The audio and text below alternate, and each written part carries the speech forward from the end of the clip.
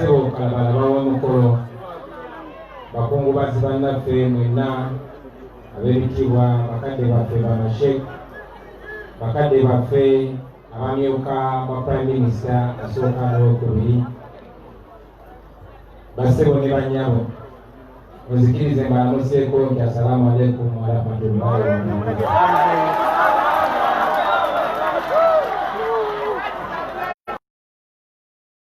Baganda bange mu kaseera kati mu dakiika ntono nnyo njogereko gye muli mu biti bibiri. Okusooka njagala okwogera gye muli ng'omukulembeze wa People Power ne National Unity Platform era ng'ekyo kye kibiina omugenzi kyabaddemu. Onzikirize njogere nate mu kiti ekyokubiri ng'omu ku baana ba Alhaji Nassan Ntege Ssebaggala. Tujja kwebuuza lwaki nzikiriza nti nange ery'omu ku baana abangi ennyo ab'omugenzi Ssebaggala. Nyinza okuba saafuna mukisa kuzaalibwa biologically Haji Ssebaggala mu nju ye, naye tukkiriziganye nti mwenna abali emyaka gyange abansingako akatono ne bensingako akatono, ffenna omugenzi Nassan Ntege Ssebaggala yatuzaala mu ngeri emu oba endala. Olwolyawo sandibadde na bumalirivu buyimirire amaaso gammwe nga mukulembeze singa teyali Ssebaggala, kuba mazima amatuufu nze omu ku baazalibwa nga sisaanidde era nga Ssebaggala. Nze nasooka okumanya Haji Nassan Ntege Ssebaggala mwaka gw'ekyenda nali mwana muto nnyo myaka 16, naye nga bwe mmanyi nti myaka 16 omwana yenna obwongo bwe buba butandika okuggulawo, waba atandika okwe-identifyinga oba okumanya kikyali. Ate ng'okumanya kikyoli otunuulira nnyo abo abantu ababeera mu public picture, waliwo okulonda mu mwaka ogwo. Naye nga mwenna bwe mmanyi nti obukulembeze bwe Uganda kuviira ddala mu myaka gya colonialism nga tufugibwa abazungu wabaddengawo classes nga ffenna tukula tumanyi nti fe ababeeyi egindi tetusaanidde, fe abaliva mu ggwanga bweriti tetusaanidde, fe ababa mu ddiini bweriti tetusaanidde. Ekyo nga kitukuliramu nga waliwo n'enjogera nga bakadde baffe balina enjogera nga batubuulirira nga batugamba mwana wange oli munaku, akajja obunaku kemanya ejjanzi teribuka na nzige. Ne tukula nga ffe kennyini twasibwa enjegere ku bwongo, naye okujja kwa Haji Nassan Ntege Ssebaggala mu 98 nze ng'omuntu kwanzigula obwongo, kubanga waliwo yali yesimbyewo omuntu omu yali yesimbyewo naye baali bamuyita John Senseko Kulubya omwana w'omwami.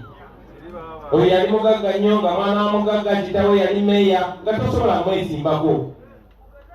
Owokubiri yali yasoma nnyo era nga yaleeta seretero wano mu Uganda, yasooka okuleeta mobile phone wano mu Uganda nga bamuyita omulongo Waswa Birigwa. Owokusatu yali Zinkulubuse nga kitaawe akola mu katale wali e Nakasero, ng'oluzungu lwayogera si lweru olw'abamusiba mataayi baali bamuyita Nassan Ntege Ssebaggala. Ssebaggala ebigambo ebingi bye yayogeranga mu luzungu lwe olwalinga lumenyesemenyese nze neeraba mu kifaananyi ekyo, kuba nali mwana wa mukyala, mama wange single mother alina omwana 10, tasaanidde nga Ssebaggala bwe yali, naye yampa confidence nga bwe manyi we yawa abantu abalala confidence. Era ffe mu ghetto tulina enjogera egamba nti Ssebaggala yatusambira akaggi. Ssebaggala tukkirize ffenna basebo ne banyabo yasamba akaggi ng'akasambira abaana ba ghetto bonna. Ssebaggala yasamba akaggi ng'akasambira ffe abataasoma nnyo ffenna. Era mu kubawa ekitiibwa Baganda bange Abasiraamu tukkirize nti Ssebaggala yabasambira akaggi. kuba Ssebaggala ye mmeeya omusiraamu eyasooka mu kibuga Kampala. Ssebaggala ye mmeeya eyasooka okulondebwa abantu bammeeya bonna bali babapointinga bapointinzi, naye Ssebaggala ye mmeeya eyasooka okulondebwa abantu era sibera mu kyama okugamba nti Ssebaggala ye yatandika people power mu Kampala.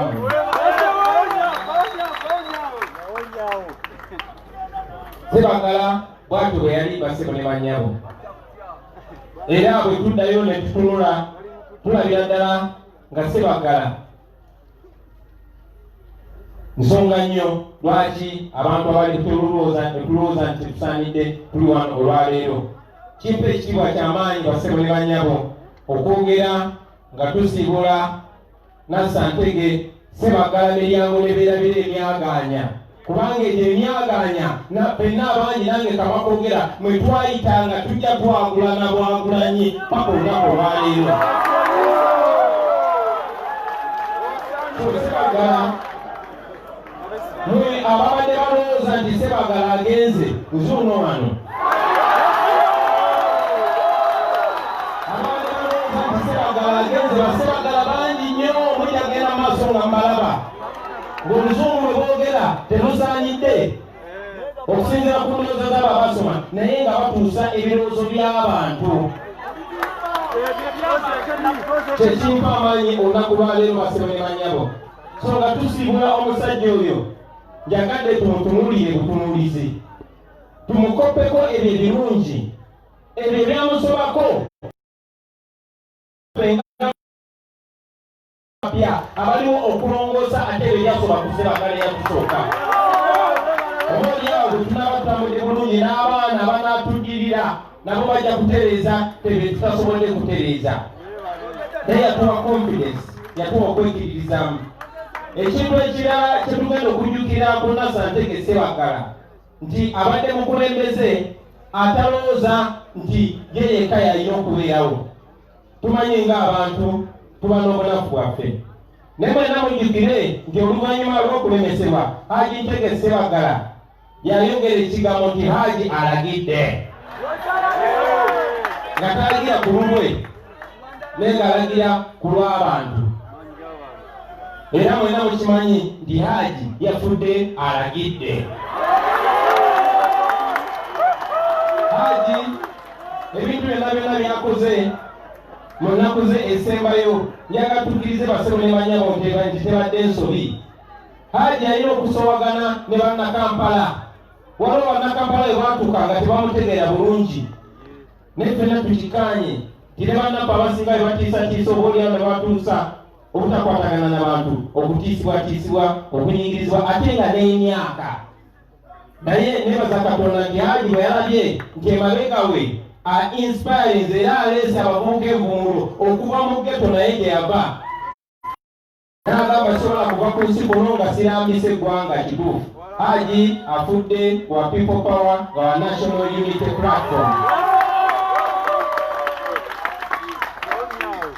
Badde nga ntera okuwuliziganya ne Hajji Ssebaggala. Hajji nze abadde mukwano gwange ng'omuntu, nga tuwuliziganya ng'abantu, nga nsomesa ng'omuntu, nga neraba mu kifaananyi ky'emirundi mingi. Naye Hajji tubadde nga twogera, nga lwe nasembeyo okwogera naye ku ssimu yabadde ayogeza maanyi. Muganda wange Nassa akyogeddeko, Hajji yankyalirako olumwe magere. Naye ne mugamba Hajji ekuba tuyigiriza okubeera sitakonya okwogera amazima, kati nawe njagala nga kugambe. Ne tutula ne twogeramu ne Hajji. Hajji n'angamba mwana wange muleze bakandideti bonna ne bano bonna mpulira tewali alina pulaani ya ghetto nga nze bwenjiina.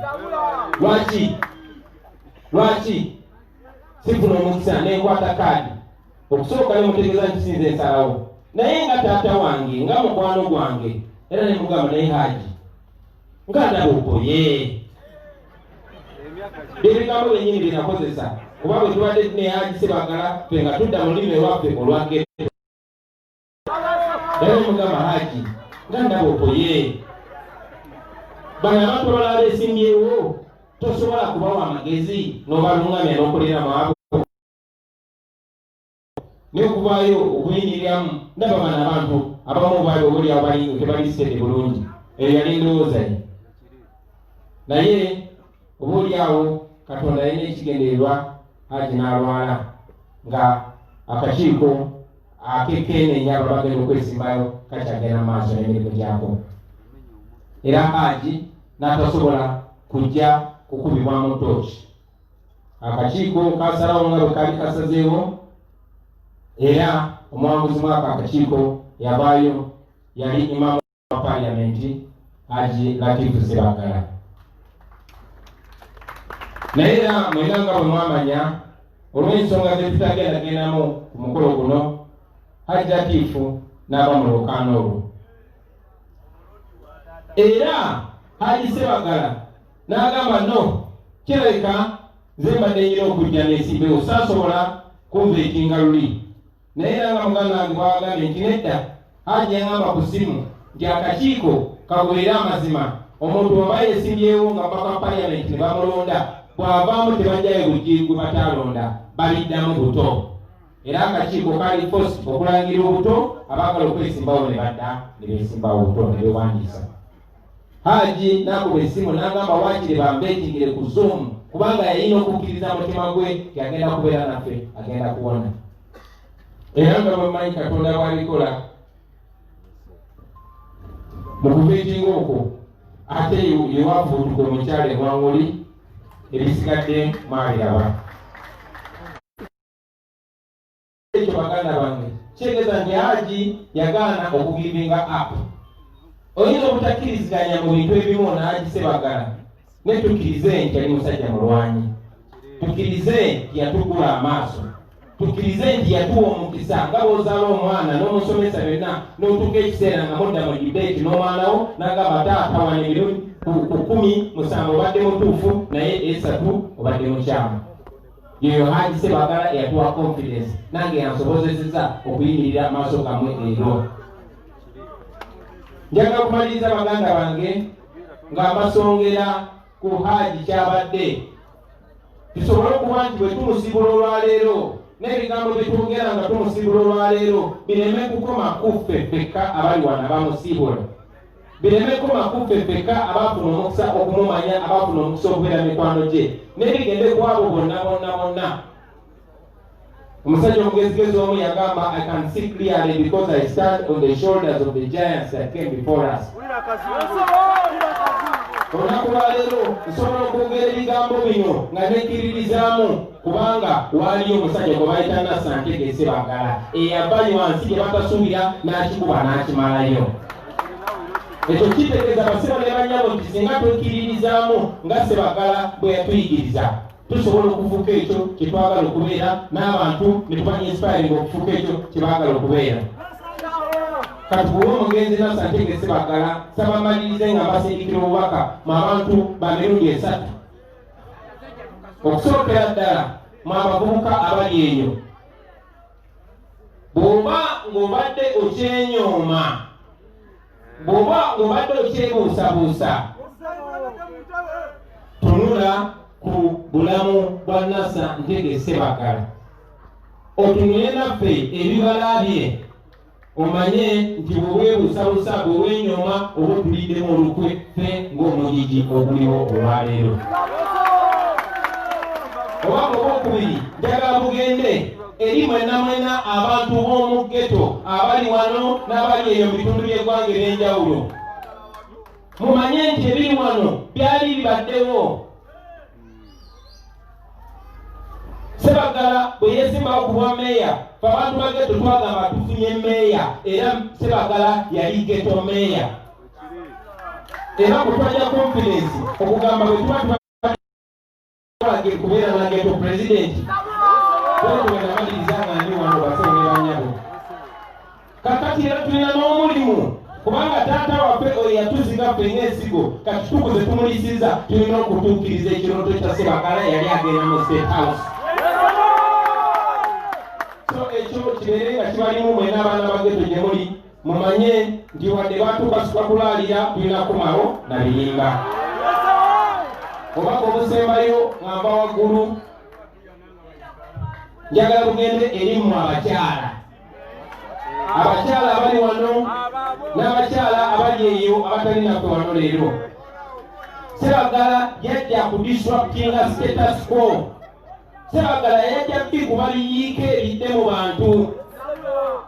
Era Ssebaggala bwe yajja abo ab'ekibamanda abavuzi ba boda batandika okwekiririzaamu kuba bamanya nti waggulu balinayo munaku munnaabwe. Ekyo kyasulapa abavubuka, kyasulapa abantu ba ghetto. Bwe kitali basitulamu abakyala, njagala mumanye nti muliba mutuliddemu olukwe. Abakyala mu Uganda yonna njagala mumanye nti eno Uganda si abaami bokka. Abakyala mu Kampala njagala mumanye nti kino ekibuga si ky'abaami bokka. Njagala mumanye nti kino ekibuga kyaffe. Ekinyonyi kiba n'ebiwawaatiro bibiri, naye ekiwawaatiro ekimu bwe kimenyeka oba bwe kisibibwa, ekinyonyi kibeera tekisobola kubuuka. Kino ekibuga kyaffe ffenna bannyabo njagala mukimanye mukibulire ne bawala bammwe, mukibulire n'abaami bammwe. Njagala mbagambe n'obbagamba nti Uganda bw'ebanga nnyumba, ekibuga Kampala ly'eddiiro. Kale ekibuga Kampala bwe libanga ly'eddiiro, kiri erimwe bamaama, kiri erimwe bataata, kiri erimwe bannakampala mwenna okutubuulira obanga ennyumba muba mwagala eddiiro linyirire, musindikayo mwami oba musindikayo mukyala.